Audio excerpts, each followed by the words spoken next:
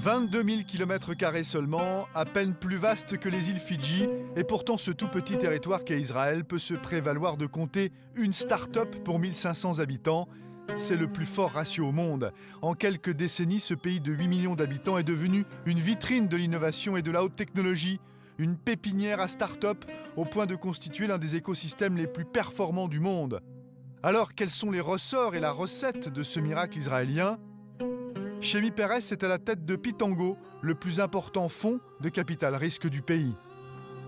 Dès le début, nous, les Israéliens, nous avons dû innover dans les technologies pour compenser les déficiences et les inconvénients de notre territoire. Il fallait assurer la sécurité dans un pays entouré d'ennemis, faire pousser du blé sur une terre hostile, trouver de l'eau en plein désert.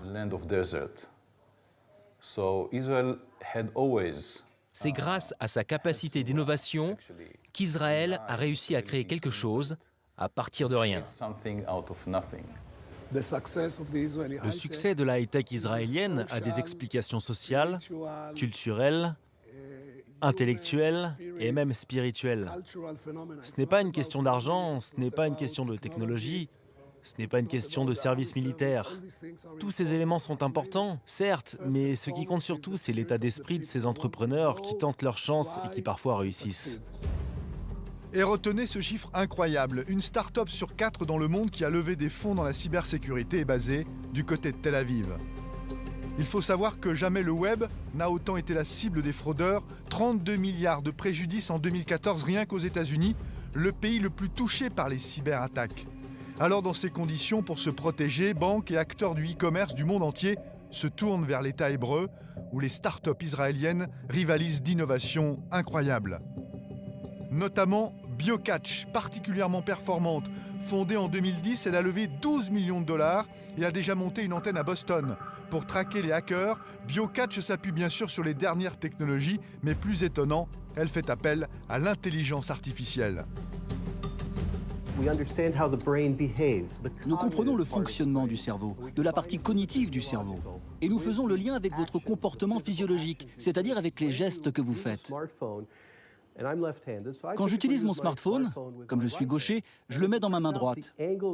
L'angle avec lequel j'oriente mon téléphone, la pression que j'applique avec les doigts de ma main gauche, la façon dont j'utilise l'appareil, toutes ces données sont mesurables et similaires d'une session à l'autre. BioCatch ne s'adresse pas aux utilisateurs d'ordinateurs ou de smartphones, mais aux banques et aux sociétés de e-commerce. Cette technologie est en effet intégrée dans leurs applications et dans leurs sites de vente en ligne. Nous opérons une authentification en continu des transactions. En fait, tout au long de la session de l'internaute, nous analysons son comportement. Si la personne change, nous le voyons tout de suite. Par exemple, si un cheval de Troie est installé dans le PC de l'utilisateur, nous sommes capables de repérer que celui-ci a quitté son poste et qu'un intrus, quelque part sur la planète, a pris la main sur son compte. Et cette intrusion, BioCatch est même capable de la détecter en temps réel de façon spectaculaire. Quand l'utilisateur se sert de son ordinateur, voilà ce que cela donne sur les écrans, un dessin un peu brouillon, mais quand le programme espion prend le contrôle, BioCatch voit tout de suite la différence, le graphisme piloté par un algorithme malveillant devient géométrique, donc suspect. Nous pouvons très vite repérer ce type de comportement. Nous signalons immédiatement que ce n'est pas l'utilisateur qui est aux commandes. Il vous faut quelques secondes, quelques minutes? Quelques secondes, s'il s'agit d'un robot. Vous avez évité à la banque de perdre 173 000 $. Et dans ce cas précis, oui. Nous fournissons à la banque une analyse biométrique du risque qui alimente son système informatique de lutte contre la fraude. La banque prend alors la décision de valider ou non la transaction. Les cyberpirates ne prospèrent pas uniquement sur le web. Ils s'attaquent également aux données confidentielles, aux brevets, aux secrets industriels des entreprises, aussi bien ceux des PME que des multinationales. Alors restons à Tel Aviv pour découvrir un homme, un serial entrepreneur qui incarne à lui seul la force de frappe d'Israël dans la cybersécurité. Le voici, il s'appelle Nadav Zafrir. Il nous a reçus à Team 8 qu'il a fondé, un incubateur dédié à de jeunes start-upers spécialisés en cyberdéfense. Nadav est un ancien militaire, un gradé qui a dirigé la fameuse unité d'élite de Tsahal, la 8200. Il m'a fallu 25 ans avant de quitter l'armée. En général, ça dure un peu moins longtemps. Vous faites 3 à 5 ans de service militaire. Ensuite, vous partez en voyage pendant quelques mois en Asie ou en Amérique latine. Vous faites un trek. Puis vous revenez. Et là, vous créez une start-up avec quelques amis de 8200 ou d'ailleurs.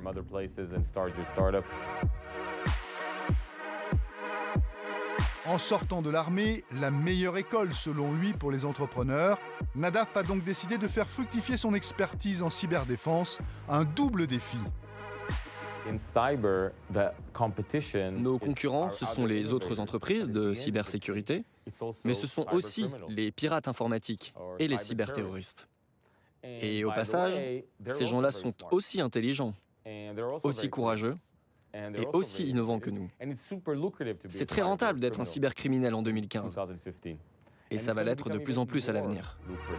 Dans son incubateur, il a couvé Illusive Networks et facilité son démarrage en investissant 5 millions de dollars dans cette start-up à l'approche innovante.